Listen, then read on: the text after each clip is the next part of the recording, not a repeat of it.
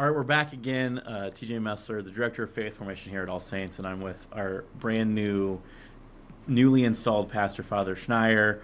And he's going to tell us a little bit more about this encyclical letter. We got through the mission Encyclical? I'm not the Pope.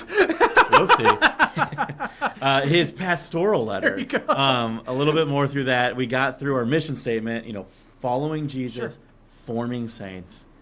So let's talk about the next part. The next part. Kind of part 2 of the pastoral letter deals with, as I would say, parish infrastructure, our church building, kind of the fun stuff. It's the parts that people maybe interact with, you could say a little bit more. It's the parts that come to mind when people think of our parish. And I would begin by saying this. We are immensely blessed with what I believe is the most beautiful church building in St. Charles County. Mm-hmm. I've been in a lot of them for deanery meetings, and this isn't to knock any other parish church out in St. Charles County, but I firmly believe that ours is the most beautiful in the county.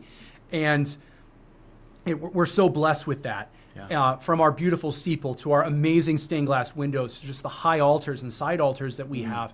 They are gems, absolute gems. I mean, we just celebrated 150 years in our church building in 2024. On 4th of July of 1874, the cornerstone was laid. Yeah. And that is a heritage for us that I think is worth preserving. And I think people rightly take great pride in our church building. And that is something that I take pride in. I pinch myself every day that I get to offer Mass there. Absolutely. Nothing against my 2 prior assignments, but as far as the aesthetic value of the church building, they don't really hold a candle to what All Saints has. And so that's something that we should be proud of. But part of that is, a building such as ours does require some TLC, some tender love and care. Oh, yeah. And there are a number of things in our church building that, just as I've observed in our first year, that need work. And I think it presents a beautiful opportunity for us, again, as we're sort of going into our 3rd century as a parish, to really say, what do we want our church building to look like for the next 50 to 100 years? Like that's a really cool thing to think about. Like we have the opportunity here with some of the stuff that needs work to really reimagine, okay, what do we want our church building to look like for the next 50 to 100 years? So anyway, that's setting all that into motion here. I look at kind of 5 more, I'd say more immediate needs. I would say immediate needs. I call them the big 5. So the first of which concerns our flooring. Our carpet is showing its age, and it needs to be replaced. And I would also add with that, if you were going to look at the carpet, I think it's time to look at the tile underneath our pews. Our beautiful gray-brown tile, which, by the way, probably has a bunch of asbestos underneath it. You're fine. Don't worry. You could sit there like normal. It's only when it... Don't pick at it. Just don't pick at it. Don't get any hammers to it and carve it up. We prefer not. Yeah. But yeah, so I think it's an opportunity for us to look at our flooring. Everybody knows that at least prior to that flooring being in there, or at least a few iterations of that flooring, I think we originally had hardwood underneath all of that. Realistically, I would look at hardwood tile or some type of vinyl plank that looks like hardwood. Hardwood is a little bit expensive, just a bit. So that's a consideration we would have to take in. And while tile would be nice, I'd be open to it. I also think that there is something about like the history of that space being hardwood. So having something that either is hardwood or resembles hardwood, maybe again like a vinyl plank, would be something I'd be open to, or tile, whatever we would look at with an architect and what would look aesthetically pleasing. So that's kind of the first thing. I would want to look at our flooring. Then the next thing, and this is the most common, I guess, constructive criticism or complaint that parishioners and guests have about our church building. It's the state of our pews. They are on the older side, and they do need to be replaced. And part of that is because a lot of the mechanisms in the kneelers, everything from the hinges of when you put the kneeler up to put them down, all of those are wooden, or at least the vast majority of them are wooden, and they're very old parts. And they are increasingly difficult to fix. We do get on a yearly basis, a part of a kneeler breaks or something along those lines, and it is increasingly difficult for us to fix them. They are also not very comfortable. Those pews were made with, I mean, you and I are, we fill the chairs. We fill the chair. We chairs. fill our chairs that we're in right now. Nice, yeah. We'll self-own that. Takes one to know one for both of us. We fill our chairs. Yes. Our pews are not meant for people, I would say, taller than 5'9" or Agreed. 5'10", and people get taller as humanity has gone on. Yes.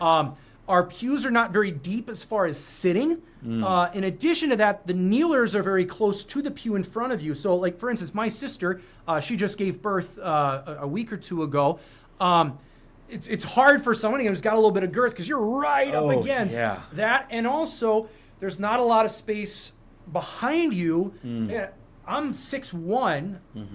Even somebody who's 5'9" or 5'10" probably has to put the kneeler down behind them. It's a multi-movement. This is a multi. There's a lot of steps to just sitting and kneeling that we have to take into consideration that other parishes don't. So I would look at this as an opportunity if we need new pews that are more comfortable, that are dimension-wise fit for modern rear ends, you could say. Yes. And I'm willing to sacrifice a row or two in the back to get us that comfort. We would space them out appropriately, especially with our columns in there as well. We would want to make sure of that. But for the comfort level, I think it would be something that if you sat in it, you would be like, oh my goodness, this is kind of night and day. Yeah. The other thing in that is we've got some of our original or older pews up in the choir loft. I would look at those for design templates. Again, maybe not for dimensions. As far as what they would look like, I'm really interested in bringing back that older look with like a darker wood. So that's maybe the second item. Third item concerns paint. You may notice if you look up to the top of our church, which is, again, very beautiful, there's some chipped paint up there, maybe even some cracked plaster as well. So I think our church is going to need to be repainted sooner rather than later. But I think it also presents us an opportunity to look at what do we want our paint scheme to be. Most people don't realize that we haven't always had the beige paint scheme that we've had. It used to be a lot more colorful. And I think we would benefit from having a little bit more color in our church. Between the walls, the ceiling, and even the color of our high altars and the pews, it can feel a little bit monochrome. It's very dignified, it's very beautiful, but there's a lot more color that we can add. And I honestly think that adding more color, whether that's, again, I'm just throwing hypothetical out here. If we were to do the ceiling, have it be a rich blue with like the night sky, and do some stuff on the walls, I think it would actually bring out our stained glass windows a lot more. And there's something to be said about, there's this excitement, right, of doing new things, but there's a responsibility about making sure that when we're doing this for 50 to 100 years to maybe 150 years if we do a good job. And the idea is, don't take away from the liturgy, but to enhance the liturgy.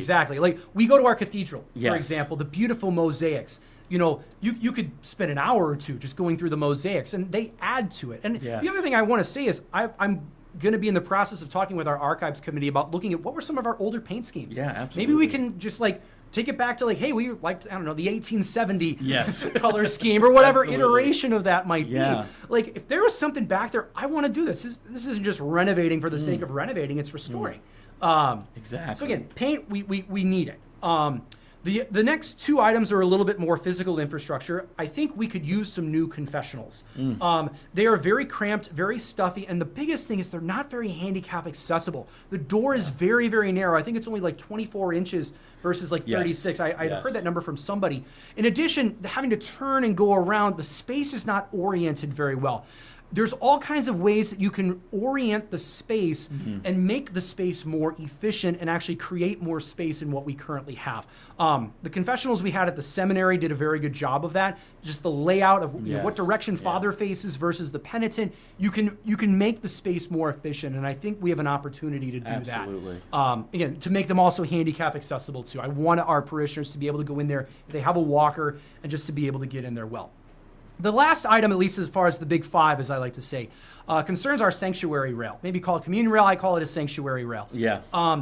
It's a beautiful, old, historic piece that our parish has had. At least in recent years, it hasn't been there. Obviously, I know it's been kind of repurposed and cut up in different parts for different tables and other furnishings, which I think is great. I mean, we have probably the most dignified furnishings in the Archdiocese. But I think just that kind of for lack of a better word, an integrity of a matching and just having a coherent design. I think ours is a parish that you walk into it and you just expect to see a sanctuary rail. Yes. It's old, it's beautiful, and we have a piece of it at least down in the rectory basement. So I don't think we can physically put together those specific old pieces, but we know what it looks like at the very least, and we would be able to have it. We would make sure it's spacing-wise it would work out with the front steps and everything, and even with the amble, we may need to prop the amble up again. Who knows what that would be? But I'm really interested in using that. I think it would really bring out our sanctuary a little bit more and do a good job of that. I'll add 2 other things. Okay. And I would classify these as a bit of pipe dreams. Like, don't get me wrong, I really, really, really, really, really want to have these things. Yeah, agreed. And I'm sort of presenting them to the parish as saying, hey, what's our appetite for something like this? Because I think both of these things align with the wider vision for the parish. So the first of which is I would love to have a Eucharistic adoration chapel here at All Saints. I think adoration is something that our parish could really grow in. Right now we only have 1 hour a week of Eucharistic adoration. And maybe my hot take is we need more. Yeah. We need more of that. We need more opportunities for Eucharistic adoration. I want it to be able to be accessible for our school students. I want our school students going to Eucharistic adoration at least once a month, to have that time with Jesus. But also for our parishioners to just stop in and be able to pray. That's huge for me to be able to do that.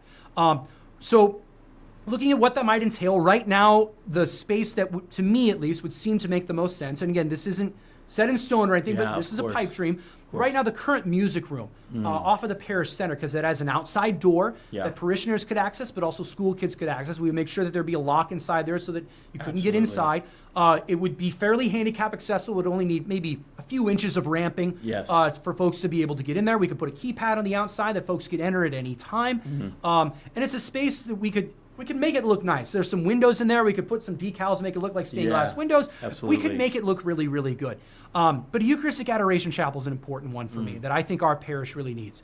The second of which is, this is probably the biggest one, a gathering space for our parish. And I would make it kind of the length of our parish, so facing the main parking lot from that sacristy door all the way to the very back.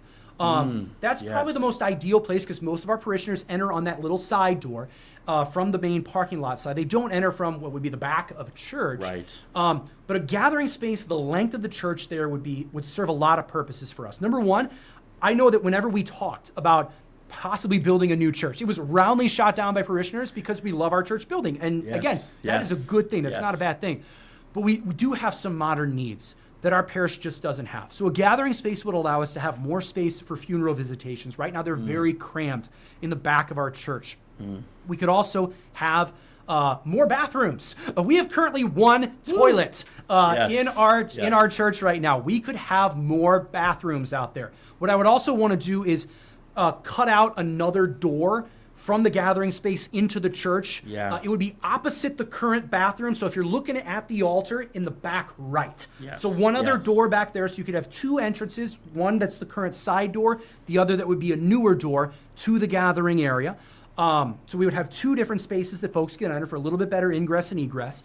We could also, in the gathering area, have a bride's room where our brides could get ready for weddings. We could also just have a gathering space independent of weather, that we wouldn't have to worry about the weather. Just gather after Mass. The other thing is it could serve sort of as a place for, not so much a cry room, but if moms needed to bring their littles out there to let them run around, burn off a little steam, we could put out there a big TV so that they could watch Mass out there and have the sound system come out and piped out there so that they could still pay attention to Mass and participate in Mass while their littles are running around. They're sort of like the gym lobby a little bit. Absolutely. You could still hear out there, but you'd be able to bring that dynamic to our church. So I see this as this is augmenting, like at least a lobby, and augmenting what we currently have to be able to keep our church building, but also to have modern needs. So all of this suffices to say, it would require a pretty substantial investment on the part of our parish.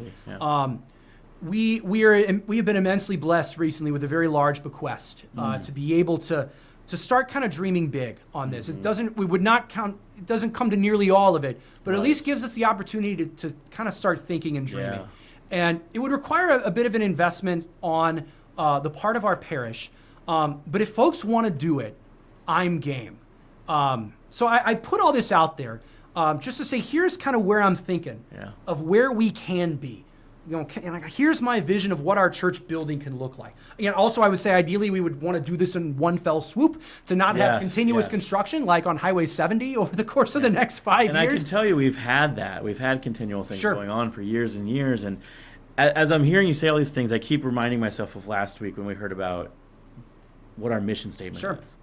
Do these things help us follow Jesus and form saints? It's like, of course. Like, you never heard a saint say, 1 hour was plenty. I don't need more Jesus. Say, give me more Jesus. Let me come to him more. And, more comfortable pews, I can focus more on the word. The beauty and the paint and the floors, they just elevate my own ability to enter into this otherworldly thing. I open the doors to the church and I go, oh, this isn't just another day. There is an invisible reality here, and there's a beauty here, and it's, like I said, a responsibility on our parts to say, hey, we've been given this thing. This is our generation's turn. This is our generation's turn to be able to give our parish church a foundation for the next 50 to 100 years. And I'm excited for where it could go. I really, really am. Again, I present this all as saying, here's my ideas. Here's where I see us, and I'm excited to see where our parish might go with it. So I know there's a little more, but let's talk about that in the third part. Sounds good. All right. See you then.